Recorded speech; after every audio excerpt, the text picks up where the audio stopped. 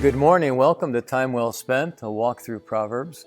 Today we're going to be in Proverbs 23, verses 1 through 3, and our theme is this: when invited to a banquet, watch for the host's ulterior motives before you eat. Let's read the passage. When you sit down to dine with a ruler, consider carefully what is before you, and put a knife to your throat. If you are a man of great appetite, do not desire his delicacies, for it is deceptive food. Years ago, I had a friend of mine tell me how President Nixon used to deal with Christian leaders who were critical of his policies. He told me that the president would invite them all to a meeting with him, and he would do, as we would say, wine and dine them.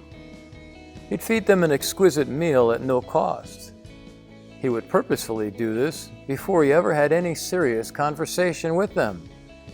Nixon knew that once the leaders were dined and given special treatment, they would be less aggressive and not as confrontational.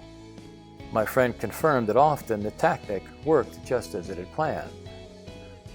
In this proverb, Solomon tells us to put a knife to our throat in such circumstances. We should consider carefully the ruler's agenda and motives before we indulge, especially if you are a person of great appetite. If you indulge, you will in some ways end up feeling obligated to support the person's perspectives. If you get too close and accept their gifts, you're often unable, due to your conscience, to turn against them. In the end, you may be compelled to support the things that are not in line with your beliefs or values.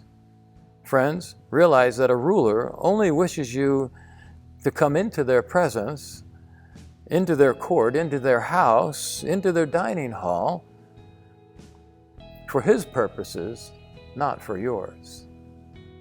This has been Time Well Spent. I hope you have a great day.